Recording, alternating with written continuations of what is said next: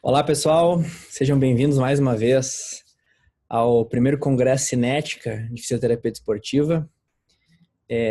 Mais uma vez aqui para falar agora sobre reabilitação e treinamento funcional, mais especificamente sobre a metodologia da cinética e de como a gente trabalha esse que é o nosso, vamos dizer assim, o curso padrão ouro para os profissionais e de como funciona a nossa metodologia. Então, eu já me apresentei no primeiro dia, falando um pouco da minha formação. Então, acredito que não há necessidade de uma nova apresentação. Mas, apenas a título de curiosidade, toda essa metodologia, ela foi testada junto à Confederação Brasileira de Basquete, junto à FIBA e também em todos os outros em todas as outras áreas que eu venho trabalhando. Então, a gente já constrói essa metodologia há alguns anos aí dentro do esporte de alto rendimento. Então, a metodologia cinética, ela tem o propósito maior de desenvolver os profissionais da reabilitação e do treinamento funcional, trazendo um sistema integrado que vai unir o conhecimento da prevenção, da reabilitação e do treinamento funcional. E a gente sabe o quanto é importante hoje o fisioterapeuta ter esse conhecimento, não só apenas da parte de prevenção e de reabilitação, mas sim na parte de treinamento, de controle de carga, de treinamento de força e trabalhar a prevenção, a reabilitação e a performance baseado na funcionalidade, com exercícios que nós consideramos funcionais dentro do nosso propósito. Passar rapidamente aqui o roteiro para a gente entender melhor de como funciona essa metodologia. Então, sempre abordamos num primeiro momento o desenvolvimento do profissional, a funcionalidade, a abordagem biopsicossocial de maneira geral em todo o método, os fatores associados, o que interfere durante esse nosso processo, esse nosso programa, o aprendizado e o desenvolvimento motor e a importância para que a gente consiga realizar os movimentos e como visualizar isso, os pilares da reabilitação e do treinamento funcional, a avaliação física funcional, da qual nós já comentamos na outra apresentação, as capacidades funcionais, o planejamento, a periodização e o controle de carga, os movimentos simples e os movimentos complexos, as lesões no esporte e os métodos de recovery. Então, falando de uma maneira resumida, esses seriam os conteúdos abordados dentro da nossa metodologia de trabalho, e cada um desses conteúdos ainda tem diversas aulas para que a gente consiga abordar cada conteúdo de maneira clara e objetiva. Primeiramente, a gente traz esse gráfico, ou melhor, esse fluxograma, falando um pouco do profissional.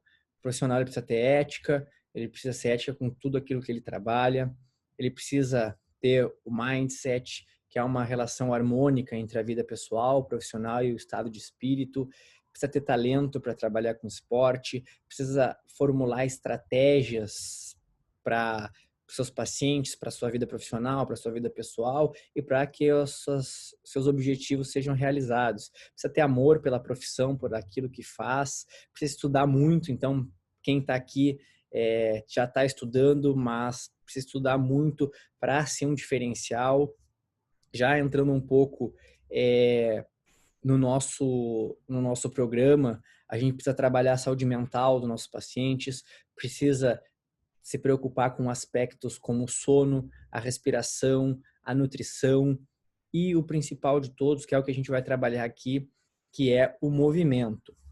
Já entrando especificamente no paciente, individualidade biológica, a eficiência do movimento, as qualidades que cada paciente vai ter, o treinamento geral, o treinamento específico e, por final, a performance daquela pessoa. Trabalho em equipe, que é hoje indispensável para quem quer trabalhar no esporte, tanto do profissional de educação física e o fisioterapeuta, que é o tema aqui desse slide, que são profissionais que trabalham mais próximos, mas a gente tem aí psicologia, nutrição, o médico. Então, é um conjunto de profissionais que devem trabalhar em equipe, devem trabalhar em conjunto. Não existe mais aquela história de até certo ponto é como fisioterapeuta, depois é como profissional de educação física. Hoje já existe esse trabalho integrado desde o momento da lesão até o retorno ao esporte. Então, esse trabalho tem que ser junto, tem que ser conversado e principalmente traçar estratégias para melhor evolução do seu paciente ou do seu aluno. E só quem tem a ganhar é o paciente, não adianta. Entender que cada profissional, cada pessoa tem formas diferentes de aprender e a gente precisa também entender que a melhor maneira que a gente vai ensinar talvez não seja a melhor maneira que a pessoa vai aprender. Então, ter paciência, saber como passar as informações para o nosso paciente, saber como demonstrar um exercício que pode parecer claríssimo para nós, para o nosso paciente, para o nosso aluno, para um outro profissional pode ser um pouco diferente, saber que tem várias maneiras de aprender e que nem sempre a pessoa ela vai estar mais familiarizada com a maneira que você está ensinando. Então, é sempre bom buscar alternativas quando for querer passar um exercício, um movimento, for dar uma aula, ter várias maneiras de passar informação para que você consiga atingir todas as pessoas. Eu acho que esse é o nosso objetivo maior. Sempre nós vamos ter que fazer escolhas. As escolhas elas podem ser boas, podem ser ruins, mas teremos que fazer escolhas. Então, mais como uma dica, é melhor escolher alguma coisa que você não ter escolha nenhuma, né? Não escolher nada não vai levar você a lugar nenhum. Pode ser uma escolha no ambiente profissional, na sua vida pessoal, durante um tratamento, durante uma reabilitação. Eu vou escolher indicar cirurgia com um tendão patelar e não com o semitendinoso. Então, são escolhas que a gente vai ter que fazer por optar por fazer determinado protocolo, fazer o outro. E essas escolhas, elas estão diariamente na nossa vida, principalmente quem trabalha com esporte. Muitas vezes a gente vai querer escolher entre um protocolo mais acelerado para o jogador poder retornar mais breve, o clube não ter prejuízos com esse jogador, e pode não ser uma escolha boa, como pode ser a melhor escolha do mundo. Quem trabalha com pessoas, com ser humano, e principalmente com o esporte, vai ter que estar acostumado a tomar escolhas, e muitas dessas escolhas podem ser escolhas difíceis. A liderança é uma qualidade muito importante para quem trabalha no esporte, principalmente para quem trabalha dentro de uma equipe multidisciplinar, que é aquela pessoa que vai gerir aquele grupo, que vai trazer inspiração, que vai ter paciência para entender os problemas que ali surgem, que vai saber lidar com as emoções de cada profissional e assim vai conseguir passar a informação para o grupo. E aquele profissional que tem liderança é aquele que se cerca de pessoas competentes para cada vez melhorar mais o trabalho de maneira geral, esse trabalho em equipe. E assim, novamente, o maior beneficiado é o paciente. O foco principal da metodologia cinética é a funcionalidade. Então, buscar um corpo mais forte, mais inteligente, mais funcional. Aqui a gente traz 3 exemplos de atletas que todos conhecem: LeBron James, Roger Federer e Cristiano Ronaldo, atletas que já estão próximos dos 40 anos e que, a partir do treinamento funcional e de programas de reabilitação, quando tiveram lesões, eles utilizam muito dessa ferramenta, principalmente da mobilidade, da estabilidade e da flexibilidade, nos seus treinamentos diários. Óbvio, tem muito trabalho das capacidades funcionais gerais específicas, mas eu trago aqui como exemplos de atletas que utilizam metodologias muito similares. Básico, acho que para toda a metodologia, tudo que a gente for trabalhar dentro da área da saúde, em relação aos conceitos de anatomia, entender os sistemas de movimento, sistema muscular, sistema articular, entender as alavancas, insuficiência muscular, vantagem muscular, desvantagem muscular, as funções isoladas, as funções integradas de cada músculo. Então, é muito importante esses conhecimentos gerais e específicos de anatomia, biomecânica, toda a parte da biomecânica articular, de tornozelo, joelho, quadril, como funcionam os facilitadores articulares, como funcionam as descargas de peso, como funciona as cadeias cinética fechada, cadeia cinética aberta. Então, uma abordagem biomecânica mais geral e uma específica sobre cada articulação, tanto para o exercício mais na forma de performance, quanto mais na forma de reabilitação ou prevenção. Entender como funciona um ajuste máximo de cada articulação, um ajuste frouxo, quais são os pontos de vantagem, desvantagem, angulações. Então, é muito importante ter essa ciência, esse conhecimento dos fundamentos. E a fisiologia do exercício, que também é base, vamos dizer assim, esses 3 conceitos são base para que a gente possa entender fisiologia cardiorrespiratória, fisiologia pulmonar, toda a questão do metabolismo, como funciona. Então, esses são 3 pontos que a gente pega muito forte e é o nosso alicerce, né, de todo profissional, é ter esses conhecimentos bem claros e assim a gente vai conseguir trabalhar com qualquer técnica, qualquer método de uma maneira muito mais fácil.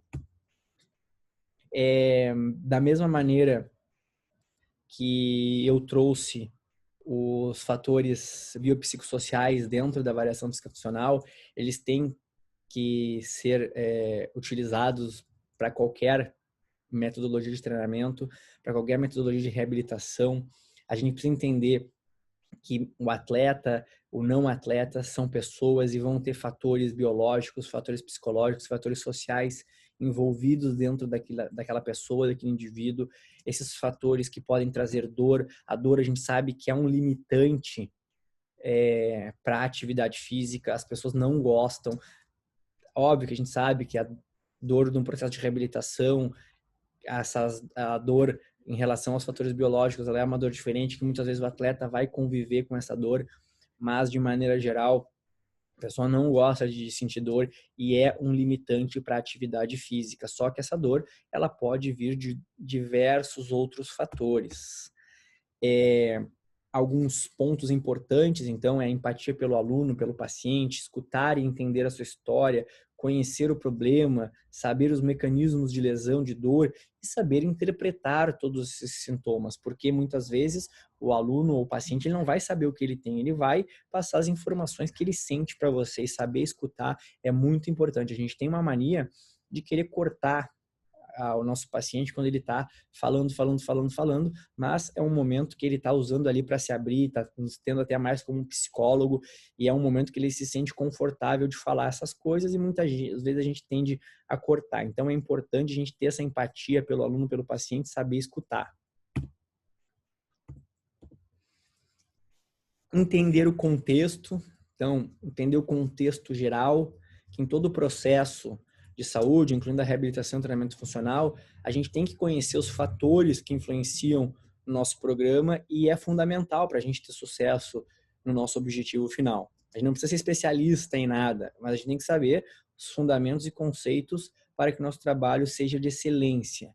Então, a gente não precisa ser psicólogo, mas nós precisamos entender o quanto a ansiedade, o estresse, a depressão, o toque, a vigorexia vão influenciar numa reabilitação, num treinamento, quais os sintomas ou quais os aspectos dessas patologias que eu trouxe aqui são um problema para o meu programa, como que eu posso melhorar isso para ter resultados melhores. Então, é importante a gente saber identificar isso, saber como agir quando a gente identifica, se a gente vai precisar de outro profissional, se a gente vai trabalhar dentro daquilo ali. Então, é importante até saber se essa pessoa tem outro profissional acompanhando ela, se ela toma medicamentos, isso tudo faz parte da nossa avaliação para melhorar cada vez mais o nosso programa de reabilitação e treinamento funcional.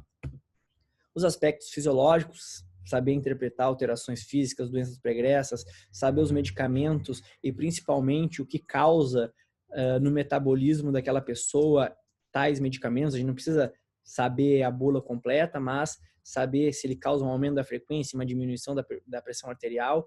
Então, é importante. Informações sobre o sono, a gente sabe que a recuperação ela é toda através do sono. Se a pessoa não está dormindo bem, provavelmente ela não vai render o mesmo durante a nossa sessão e não vai ter o resultado que a gente espera. Os aspectos nutricionais, como ela se alimentava antes, como ela se alimenta atualmente, se ela tem algum distúrbio alimentar, se ela tem compulsão por comer doce, se ela não come, como é essa alimentação, que tipo de comida ela come, quantas vezes por dia, qual a quantidade, se ela bebe bastante água. Então a gente sabe que tudo isso vai influenciar, por exemplo, no ganho de massa muscular, vai influenciar na recuperação do músculo.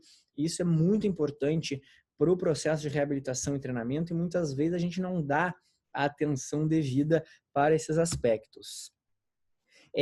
Entender que todo o processo do ser humano, ele tem um desenvolvimento motor, que ele é a partir da aprendizagem motora e do controle motor. Eu vou ter um desenvolvimento motor lá quando criança, que tem fases do desenvolvimento, e isso tudo vai gerar o desenvolvimento humano. Hoje a gente vê muitas pessoas, com desequilíbrios, descoordenadas, porque muitas vezes não tiveram as fases do desenvolvimento humano ou não experimentaram essas fases. Quantas pessoas vocês veem por aí que não sabem agachar, que não sabem dar um rolinho? Muitas pessoas. Por quê? Porque cada vez mais a nossa vida está nos levando para um lado mais sedentário. E nós, como profissionais da saúde, temos que lutar fortemente contra isso, principalmente com as crianças. Os pilares dentro da metodologia cinética de reabilitação e treinamento funcional são a flexibilidade, a mobilidade articular, a estabilidade, a respiração e os padrões de movimento. Então, a nossa espinha dorsal e o que a gente acredita muito que é o alicerce para todo o trabalho é a partir desses pilares. Flexibilidade, em relação aos músculos, em relação à capacidade do músculo de estender-se, a mobilidade articular, que está relacionada à amplitude de movimento e a como que vai se dar essa amplitude para determinado movimento, a estabilidade articular ou o core, que todos os movimentos do corpo eles são a partir do core, a transmissão de força do core, a respiração que ela tem que estar, que é muito importante para que a gente consiga realizar os movimentos e tenha uma eficiência maior, e todos os protocolos, todos os nossos programas são a partir dos padrões de movimento. Então, a gente segue aí à risca esses padrões de movimento, principalmente mostrando a sua dominância, a sua especificidade, e assim a gente consegue organizar tranquilamente, de maneira eficiente, os nossos programas. A avaliação física funcional, que a gente já falou bastante na outra aula sobre ela, então não há necessidade, mas é aquela velha história. Por quê, para quem, como e onde.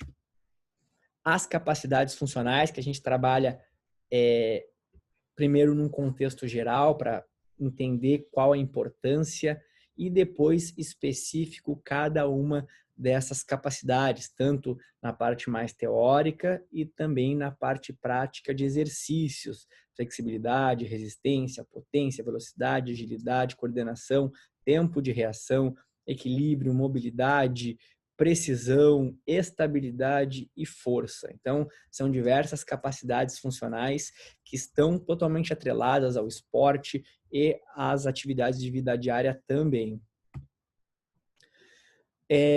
Uma parte muito importante da nossa metodologia e que a gente frisa muito durante os nossos cursos são os conceitos sobre periodização, entender para que serve uma periodização, como que ela surgiu é importante, como aplicar essa periodização, entender os conceitos, como funcionam os ciclos de periodização e, principalmente, aprender a montar ó, nós temos alguns modelos, mas aprender a montar a sua planilha de treinamento baseado na nossa metodologia e naquela função que você quer buscar. Testes e métodos de controle de carga, método de 1RM, frequência cardíaca, PSE. Então, todo esse conteúdo, todo esse material, a gente trabalha muito forte para que o profissional entenda todo o contexto, desde a parte lá inicial até a aplicação do programa. Então, a gente procura trazer diversos movimentos simples, começando pelos padrões de movimento, depois trabalhando algumas variações dentro dos padrões de movimento, até chegar aos movimentos mais complexos, como os movimentos com kettlebell, os movimentos de LPO, os movimentos pliométricos, proprioceptivos. Então, a gente trabalha uma gama enorme de movimentos e principalmente a aplicabilidade deles em cada uma das fases do treinamento. Lesões no esporte, nós abordamos conceitos gerais de recuperação, de tratamento imediato, de como agir referente a uma inflamação, a uma lesão muscular, a uma lesão articular e trabalhamos as principais lesões de cada articulação, meniscos e LCA para lesões de joelho, lesões de ombro e lesões de tornozelo também, que são as lesões mais encontradas aí dentro do esporte. Os métodos de recovery, toda uma parte de liberação miofascial manual e instrumental, e também a partir de técnicas de crioterapia, de crioimersão e também com a utilização das bandagens funcionais. É muito importante ter claro a importância do recovery hoje para o esporte, para a fisioterapia desportiva.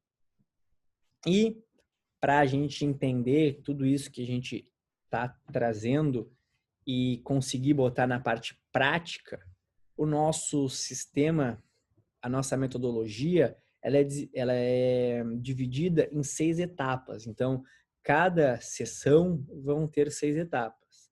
Primeiro, os fundamentos do movimento, onde a gente vai trabalhar flexibilidade, estabilidade, a estabilização central, mobilidade articular, para que a gente prepare esse nosso paciente para o aquecimento, onde a gente vai trazer exercícios mais aeróbicos para elevar a frequência cardíaca, sempre pensando no nosso treinamento geral. Depois a gente vai fazer uma parte mais específica de treinamento de força, já entrando num outro momento, o treinamento geral, onde a gente vai trabalhar mais especificamente o treinamento funcional.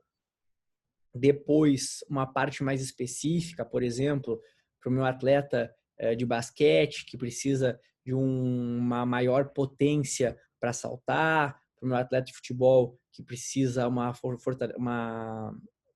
potência maior de isquiotibiais. Então, eu vou trabalhar um mais específico e ao final da minha sessão eu vou trabalhar o recovery. A gente passa aqui tanto a questão do alongamento, tanto a questão da liberação miofascial, da crioterapia, mas isso vai de acordo com o que cada profissional acredita. Mas, de maneira geral, esse seria a metodologia cinética, de como ela trabalha na aplicação prática de tudo aquilo que a gente vê durante a nossa metodologia, durante os nossos cursos. Então, mais uma vez, eu gostaria de agradecer a todos por estarem aqui presentes nesse terceiro dia de congresso. É um prazer imenso poder estar aqui participando. Vocês tiveram a participação de profissionais referências nas suas respectivas áreas, diversas palestras com temas variados, e realmente esse congresso estava muito bom, consegui acompanhar a maioria das aulas e desejo a vocês muito sucesso, ficamos à disposição e qualquer dúvida, qualquer informação, vocês podem entrar em contato com a gente. Eu desejo a vocês muito sucesso e um grande abraço.